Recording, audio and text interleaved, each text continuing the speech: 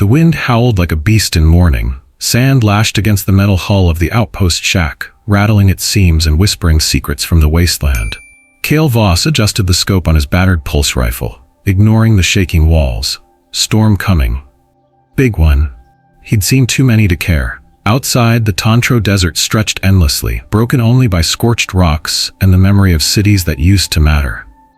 Inside, Cale moved like a machine. Boil water, reinforce locks, check ammo. Survival had rhythm, predictable, safe. He was down to 2 rations, enough for 3 days, maybe less if the storm ruined the purifier. Not that he was in a hurry to live, until someone knocked, a sound too soft for a storm, too intentional to be random. He froze. The knock came again, 3 short raps, then a pause. Cale aimed the rifle at the door. If you're here to steal, you better be faster than a plasma bolt. No answer, just breathing. Then a voice, raw, low, trembling. Let me in, please. He opened the slit in the door and saw her. Or it, he thought first. Skin pale gold, soaked in sweat and dust. Hair like liquid chrome, tangled and sticking to her face. She leaned against the frame as if it was the only thing keeping her upright. Her eyes, green fire. Alien, Varelian. His rifle stayed up. State your name, quickly. Liss, she rasped. No time. They're coming. Cale blinked. That name. She fell forward. He caught her out of reflex, cursing. She weighed less than she should have. Blood, violet and sticky, spread across his shirt. She was wounded. Badly. Her cloak was burned. Underneath, glimpses of fractured armor gleamed. A model he recognized from the old war. Royal Guard series. She wasn't just alien, she was important. Shit. Cale slammed the door shut and disabled the external beacon. If she was being tracked, they had less than 20 minutes. He carried her to the cot, ignoring how her body tensed at every movement. Why here? He growled. Why my door? You used to wear this. She touched the insignia on his chest, half buried under dirt and regret. Cale Voss, human mercenary, once served the Varelian crown. You were supposed to be dead. I am dead, he muttered. As he cleaned her wounds, she stared at the ceiling like she didn't expect to survive the hour. He worked in silence, the storm beginning to scream louder outside. They killed my family, she said softly. They took my name, my voice. They put a tracking note in my spine. I escaped, and then I ran, until I found this desert, and you. He paused. You're not just any Varelian. No. Her eyes met his. I was their queen. He stepped back. Instinct told him to lock the door, drag her out, let the storm take her. This wasn't a refugee. She was a beacon of war, an empire fallen, 1,000 reasons to walk away. But the way she looked at him, she didn't beg. She offered a chance, a mirror. He'd once seen a child during the final battle of Varelia, hiding under a table of bones. She had the same eyes. He hadn't pulled the trigger then, and he wasn't pulling it now. Outside, engines whined. A patrol. Cale peeked through the cracked panel. 3 shadow suits, no markings. Unregistered rifles, not peacekeepers, not official. Worse, bounty hunters. Liss stirred. They know I'm here.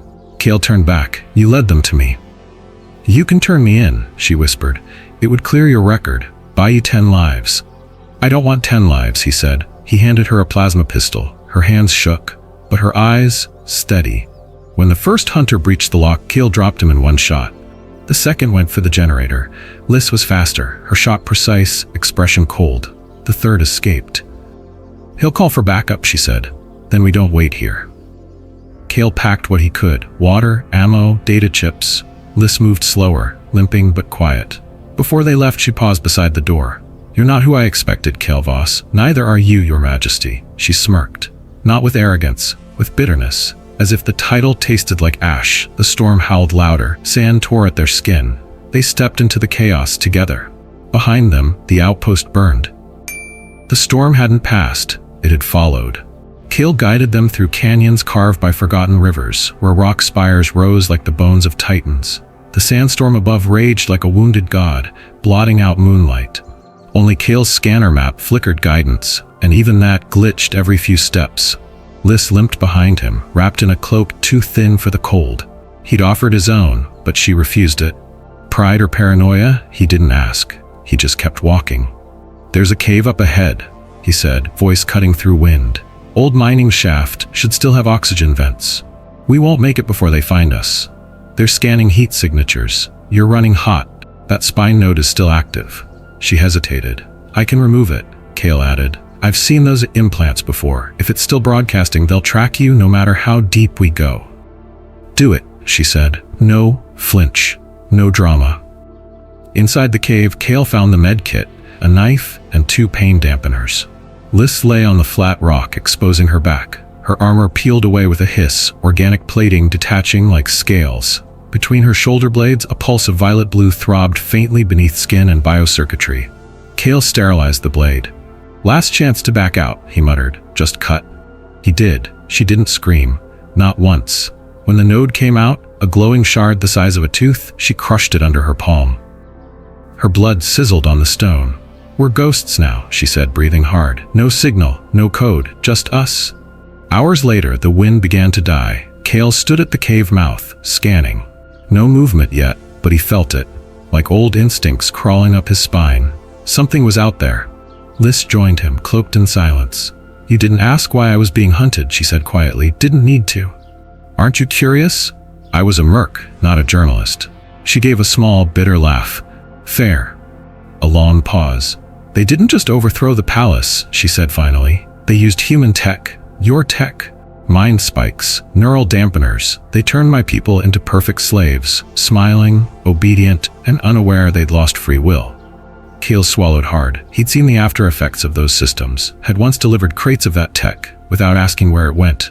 I'm not asking for guilt, Liz added. I'm asking for fire. He looked at her, the way she stared into the desert like it owed her blood. She wasn't a runaway. She was a weapon waiting to wake up. The scanner chirped. Motion. 3 kilometers. Fast approach. Airborne. They're here, Kale said, locking eyes with her. And they're not bounty hunters. Military? Worse. Unmarked. They moved. Kale led her up a ridge of shattered stone where he set up a temporary blindfold using a cloak and 2 rock slabs.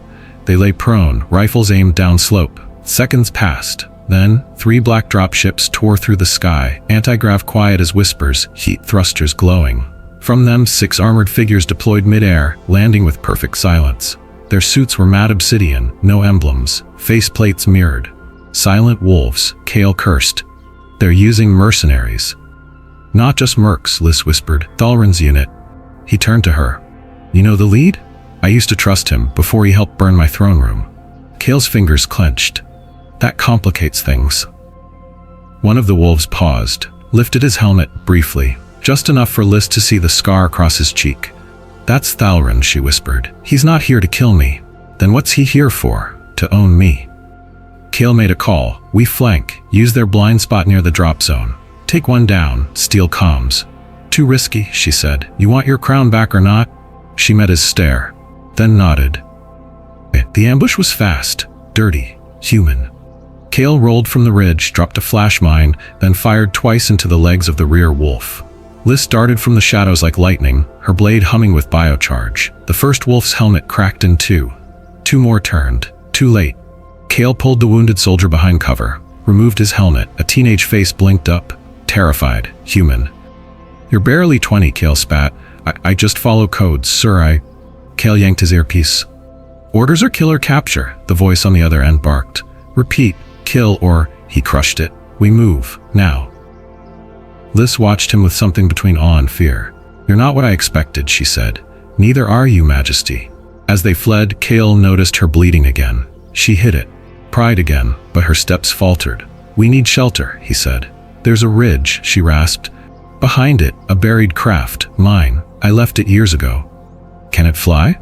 If the core's intact. They didn't stop. Behind them, Thalrin stood beside his fallen soldier. Helmet off, scar pale in the moonlight. He watched the 2 figures vanish into the rock and whispered, Found you.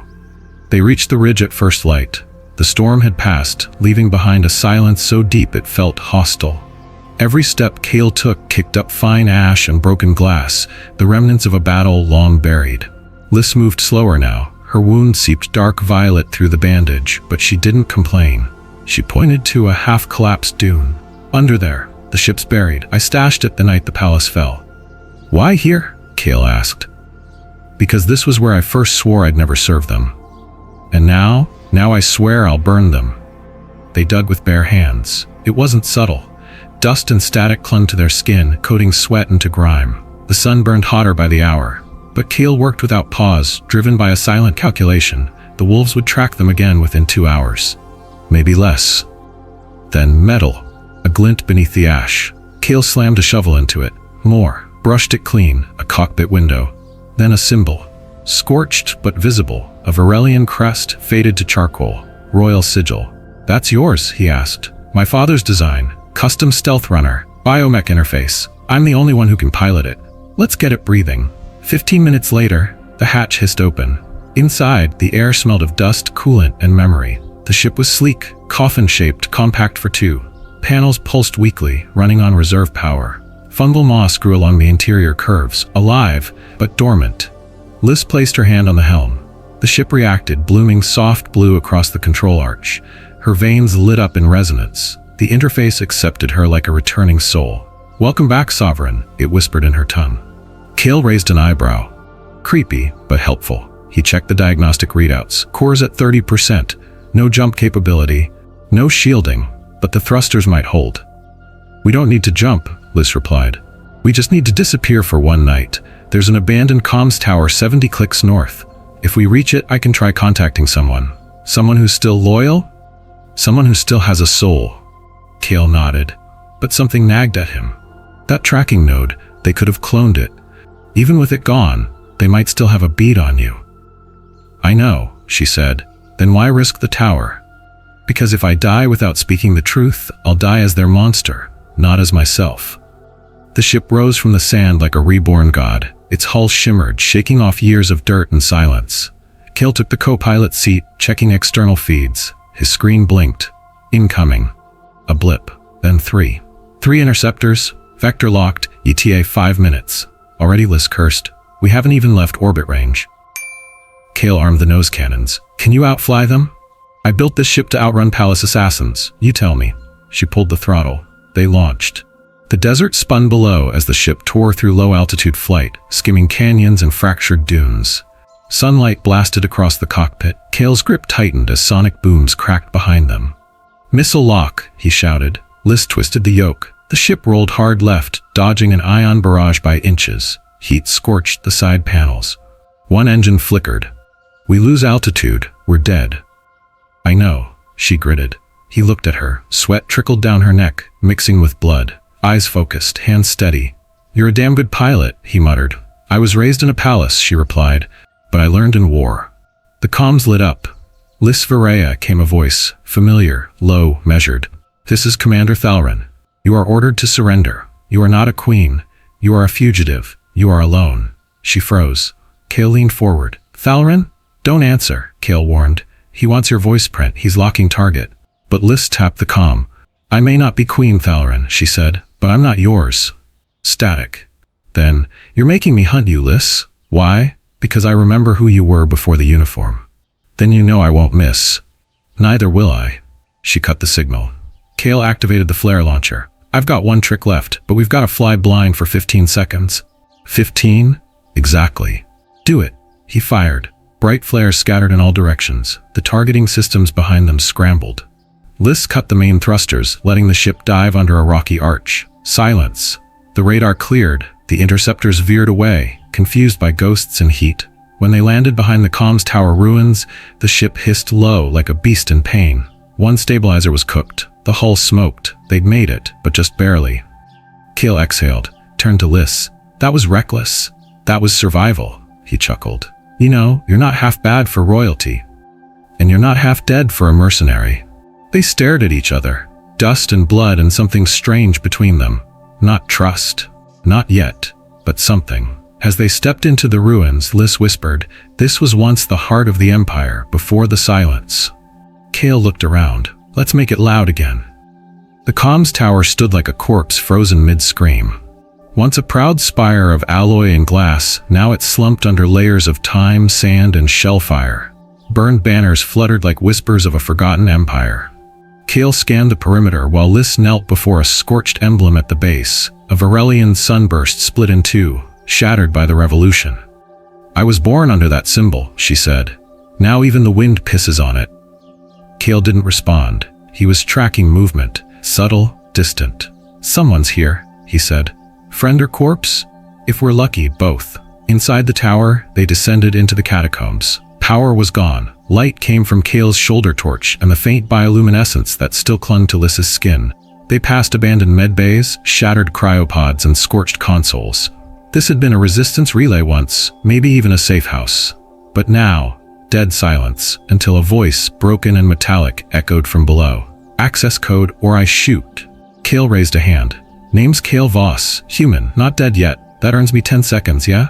Pause. Then, click. A rifle lowered. From the shadows emerged a figure in a battered exoframe, one leg replaced by a crude mech prosthetic. His face was half covered by scar tissue and a rusted breathing mask, but Lys knew him instantly. Sereth. He froze. Helmet off, eyes wide. No, she stepped forward. It's me. They told me you died, that you burned in the palace. That? He stumbled, catching himself against the wall. I failed you. You saved me, she said. That night when the guards turned. You got me out. That's why I'm alive. Sereth dropped to one knee, not out of ceremony but exhaustion. Or maybe grief. You shouldn't have come here, he rasped. They're watching everything. I've been running signal decoys for years, but sooner or later, they already know, Kale cut in. They're chasing her across planets. Then this tower is a tomb. Over the next hour, they sealed the lower vault, activated EMP dampeners, and patched the ship's damaged comms relay through the tower's amplifier. Kale moved like a soldier, while Lys and Sereth worked the old codes. He listened quietly. Learned. The old guards scattered, Sereth said. Some bought, most buried. But there's one left, the Ardent Cell. Deep space colony. Still loyal, still armed. They'd follow you. If they know I'm alive, Lys replied. Then give them something to follow. Later, as they sat beneath the cracked dome, stars blinking through like dying eyes, Kale found Sereth standing alone, watching the horizon. You blame yourself, Kale said. I let her get hunted, Sereth replied. You bled to get her out, that's more than most. Sereth turned. And you? Why help her? Kale thought, then shrugged. Some deaths aren't written in blood, they're written in silence. A beat passed, then Sereth chuckled. Dry and harsh. She always liked lost causes. In the dark, Lys activated the amplifier. Her voice filled the tower, soft, firm, real. To those who remember the sun, I am not dead. I am not silenced. They took our throne, but not our fire. I still burn, and if you burn too, find me. Far across space, in a rusting ship orbiting a dead moon, an old soldier sat upright. In a corporate boardroom, a Varelian scientist dropped his pen. In a slave camp, a girl with chrome eyes whispered, She lives. Back in the tower, Sereth placed a small vial into Lys's hand. This, he said, is the key to Darvosk's mind spike network. It's raw, partial, but enough to expose what they did. If you want to fight, this is your weapon. Kale leaned in. But once she uses that, the war's official. Good, Lys said. Then let them know it's begun. The scanner beeped. Kale's eyes narrowed. We've got company. 2 life forms. Fast. Sereth tensed. No reinforcements were expected. Lys turned to Kale. More bounty hunters? No, he said. Too light. One's moving erratic. He moved to the door, rifle raised, then froze. 2 figures emerged, one limping, the other half dragging the first. Kale lowered his weapon slowly. They're kids, he muttered. Teenagers, half-starved. One carried a datapad wrapped in cloth. We heard your voice, one said. We didn't know if it was real. Are you here to save us? The other whispered. Lys knelt before them, gently touched their hands. No, she said. I'm here to remind you, you were never theirs to begin with. The signal had traveled faster than hope. Within 2 days, the Ardent Cell responded. A beacon from the edge of the Reagan Belt, coded in an ancient dialect only Varelian royalty and their loyalists still used. Lys translated it aloud in the ship's cockpit. Come to us, Phoenix. Bring the fire. Kale leaned against the hatch. Sounds poetic. It's more than that, Sereth said. The Ardent Cell aren't just soldiers. They're fanatics. If we reach them, they'll offer weapons, ships, and bodies. But they'll want something back. A crown, Kale muttered. Worse, Lys replied. Obedience. They didn't have time to debate. The Silent Wolves had triangulated the tower's coordinates. Kale had counted 3 low-orbit drones scanning from above. 2 hours left, maybe less, before boots landed. And when they did, they wouldn't come for capture. They'd come to erase. The night before departure, Sereth handed Kale a worn data slab. Old palace records, tactical plans, routes to the core systems. If Lys wants her world back, she'll need these. Kale glanced at the maps, but something was off. The file was too clean. Too Curated. Where'd you get this? Kale asked, from someone inside. Who? Sereth didn't answer. The veteran's jaw was tight, not fear, shame. You made a deal, Kale said coldly. Sereth looked away. I thought, if I gave them a location, they'd spare the children, the refugees. I didn't expect her to show up. Kale grabbed him by the collar, slammed him against the bulkhead. You sold her. I didn't know she was alive, Sereth roared. I thought it was over. You were wrong. Liz stepped into the room, voice low. Sereth dropped to his knees. Forgive me. She didn't answer right away. She simply reached down and closed his data slab. The old guard burned once, she said. If we do this again, we burn cleaner. She walked past them both. They left the tower at dawn, ship barely holding together, wounded refugees crammed inside, whispers of a rebellion blooming in every corner. Kale sat beside her in the cockpit. You didn't kill him. Not yet, she said. Why not? Because I need what he knows more than I need him gone. You're sounding more like a queen. I'm starting to hate that word. As the ship entered stratosphere, the silent wolves appeared. 4 interceptors, 1 command cruiser, Commander Thalrin himself aboard the lead vessel. Lys Virea, his voice came across the channel. Surrender, you have 5 seconds. Kale read the scan. They've locked missiles. Engines at 60%, shielding's weak. Then we don't outrun them, Lys said. So we die? She didn't answer. She reached into her armor and retrieved the vial Sereth had given her, Darvosk's mindspike code. A virus, a key, a fire. She inserted it into the ship's transmission core. What are you doing? Kale snapped. I'm broadcasting it. Live. It'll paint a target on you from every system. Then let them look. The screen lit up. Across Virilia, neural streams shuddered. Slave circuits flickered. Soldiers paused mid-command. A whisper entered every mind connected to the Empire's control web. You are not free. You are programmed. This is the proof. This is the key. This is the end of their lie. On the cruiser's bridge, Thalrin watched as his crew clutched their heads, hearing things, remembering things, screaming. He turned to his helmsman. Shut it down, sir. I can't. Back in the cockpit, Lys activated the final sequence. Kale, she said, we're gonna lose this ship. I figured, we'll crash hard. I'll scream later. She turned to him. Thank you. Don't die. I won't. I'm too angry. They clasped forearms. No romance. Just respect forged in survival. Then the engines overloaded. The ship spiraled. The world turned upside down. Impact. A sea of fire, metal screaming, glass shattering, silence. Then, a gasp. Kale pulled himself from wreckage, coughing smoke. His side burned. His shoulder dislocated, but he was alive. He turned. Lys was crawling from the flames, her cloak ablaze, one arm broken. She still moved like she meant to rule death itself. He limped toward her. Behind them, refugees stirred. Survivors, witnesses. Above them, the sky blinked with strange new signals.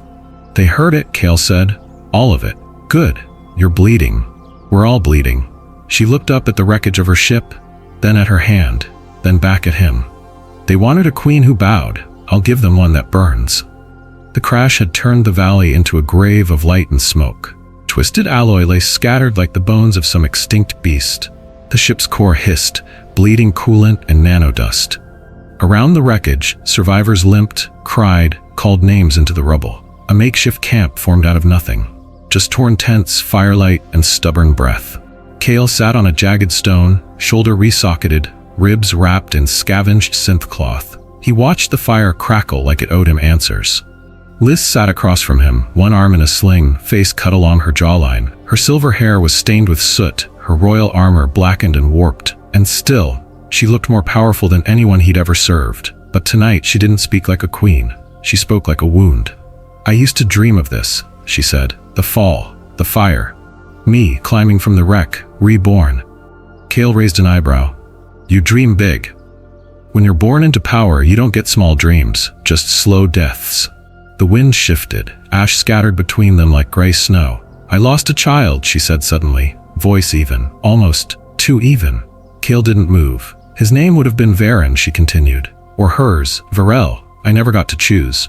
Thalrin's? A slow nod. I was young. The court wanted heirs. Thalrin wanted ambition. I wanted something that didn't belong to anyone but me. She pulled a chain from under her collar, a tiny shard of crystal hung there, cracked and dull. They tried to assassinate me during month 4. The baby didn't make it. I did. Barely, Kale said. She smiled. A sharp, broken thing. I learned that survival is a kind of punishment, living through what should have killed you, that scars deeper than blades. A long silence followed. Then Kale spoke. I had a brother. A pain in the ass, too loud, always chasing glory. Let me guess, he died screaming? Nah, he died trying to save someone like you. She looked at him. Human? Alien? Little kid with gills and bad jokes, got caught in a war zone? My brother jumped in, shielded him from an airstrike. He saved the kid? Yeah, kid made it. And your brother? Kale looked at the fire. Didn't find enough of him to bury. She leaned forward. Why do you follow me, Kale? I don't follow you. Then why are you here? Because no one else is. The fire popped. Sparks danced in the smoke. We can't win, she whispered. Not all of us, not whole. We'll lose cities, children, each other. We already lost everything, Kale said. Now we get to choose why. They sat in silence again, but this time, it wasn't hollow. It was full, heavy, sacred. Lie beside me, she said softly, just for tonight. Kale didn't hesitate. He slid down beside her, the stone still warm beneath them. They didn't touch, didn't speak, but their breathing aligned, their pain linked. Two embers in a dying world. Above them, stars blinked. One flared. Kale spoke without looking. That's a ship burning up. Someone's running. Or arriving, Liz whispered. She turned toward him. Swear to me. What? That if I become the thing they tried to make me, you'll end me. Kale hesitated. No. Why? Because if you become that, I'll remind you who you were. And if you don't come back, then I'll end you. But not until. She closed her eyes. Good. In the dark, her hand found his. Not a queen and a soldier. Not a couple, just two broken pieces that fit for one moment. Miles away, Commander Thalrin stared at a broken beacon module. His men had failed. His scouts were gone. And in his palm he held a scan chip, Lys's biosignature. She survived, he muttered.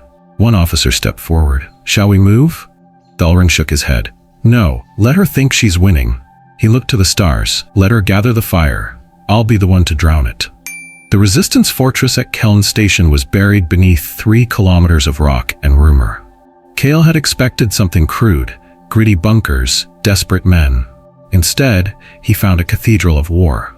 Stone walls inscribed with ancient Varelian oaths, holograms flickering prayers of defiance, refugees training with fanatics, children learning how to disarm pulse bombs before learning how to write. And at the heart of it all, a chamber lined with transmission towers. The voice engine. Sareth stood beside Lys, posture rigid despite his still healing body. We've boosted the tower's range, he said. If you speak here, your message goes to every registered frequency in the sector. Military, civilian, criminal, all of them. And if we don't? Kale asked. Then we keep hiding, dying, waiting to be hunted like prey. Lys didn't answer immediately. Her fingers brushed the edge of the transmitter console. Cool, sleek, ancient tech, reawakened by her DNA. She was silent for a long moment. Then, let them hear me. She stepped into the circular platform. A field of glowing light formed around her. Biosensors activated. Voice-to-thought conversion shimmered in the air like heat. Sareth gave a nod. You're live in 10 seconds.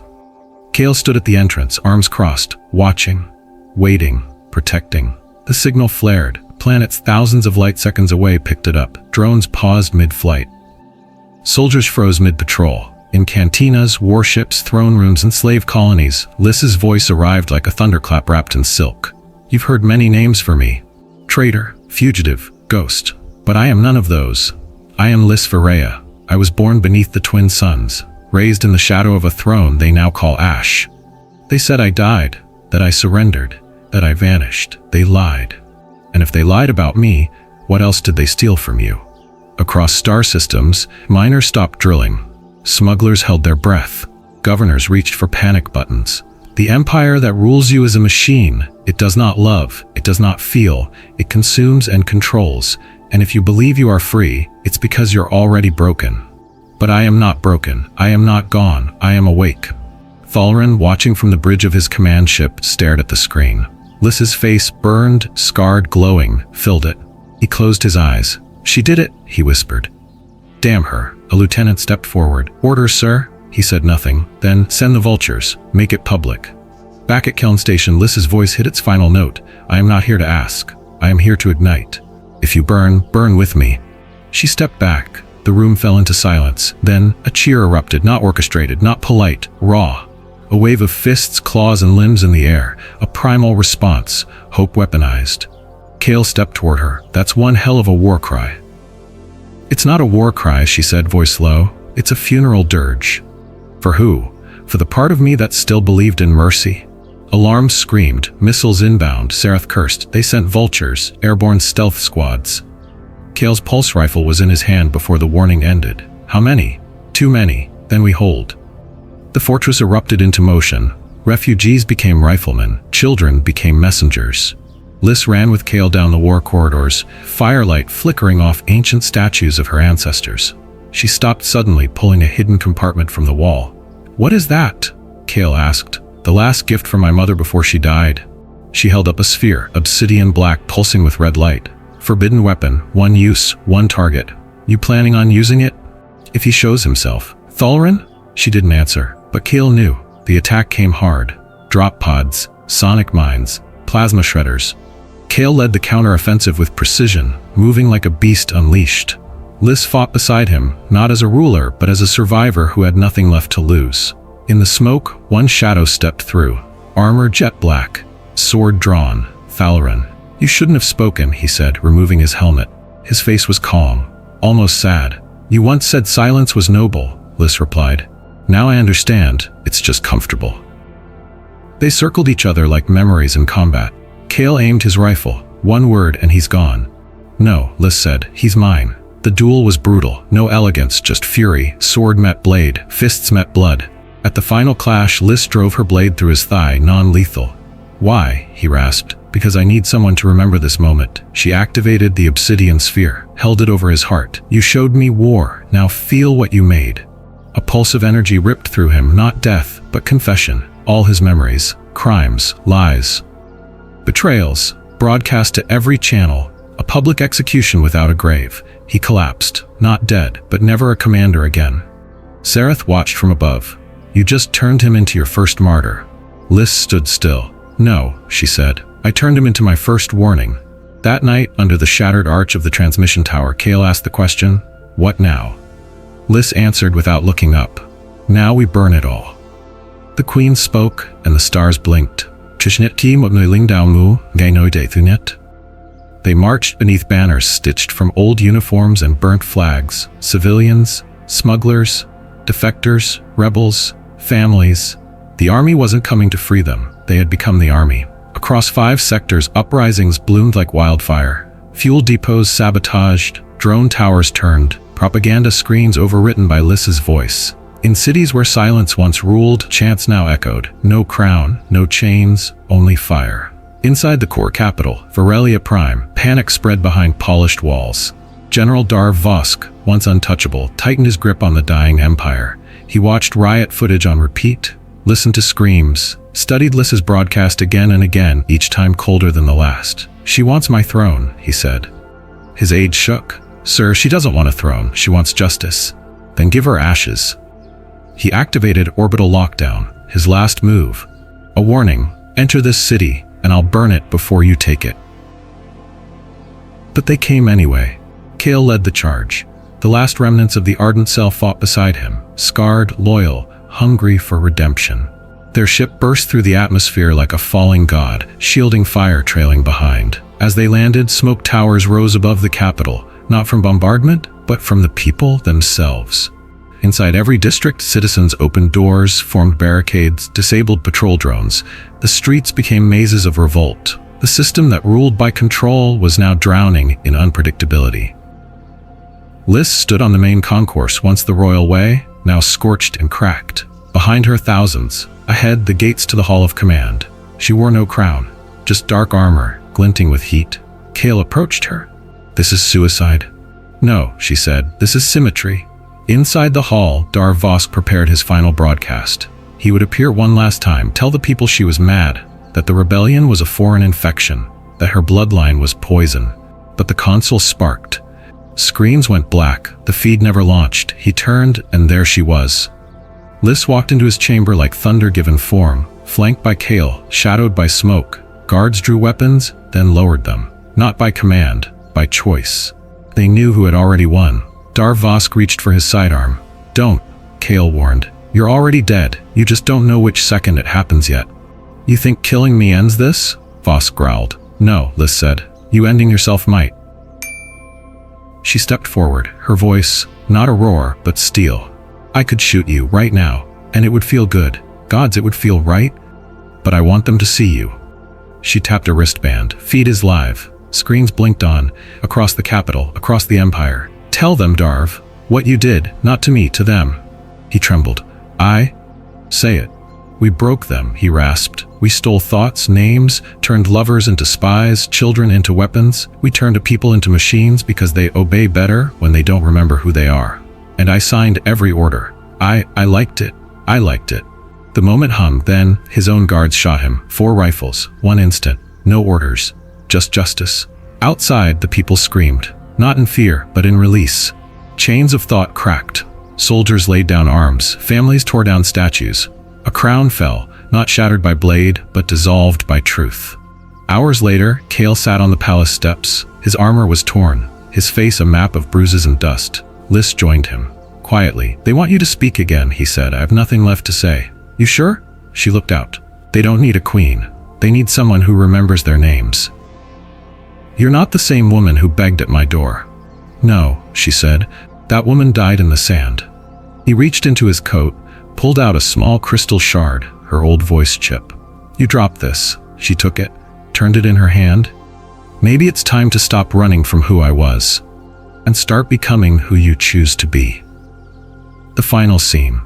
Lys walks up the cracked steps of the throne hall. No banners, no crown, just the people, standing silently. She turns. My name is Lys Varela.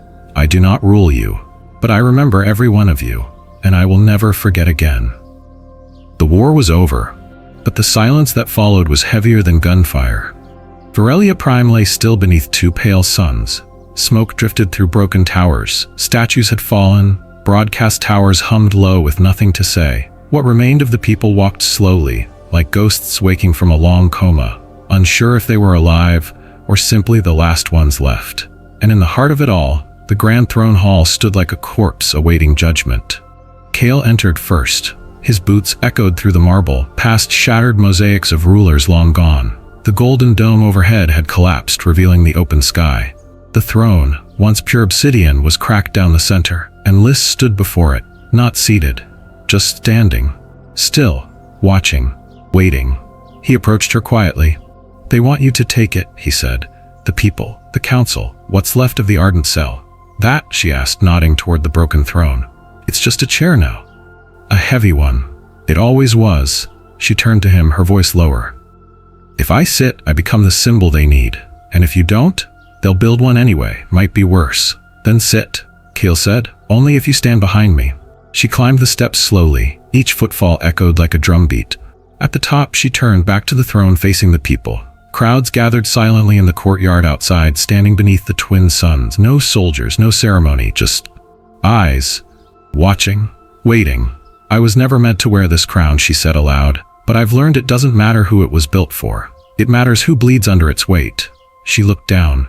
I am not your queen. I am your witness to what we lost, to what we became, and to what we must never become again. Then she sat. The cracked obsidian groaned beneath her. A wave of whispers swept the crowd. Keel stood behind her, not as a consort, not as a general, but as a shadow, a guard dog with a war-torn soul. She glanced back softly. If I am queen, you're queen of a broken people, he said. Then what are you? He leaned down slightly. I'm not yours, he whispered. I'm the king of the fire that kept you alive. She smiled. That's enough. Later that night, the private chambers were still under repair, but the stars were clearer than ever. Keel stood on the high balcony, watching the wind carry ash like silver flakes. Lys stepped beside him. Do you think they believe I can fix it?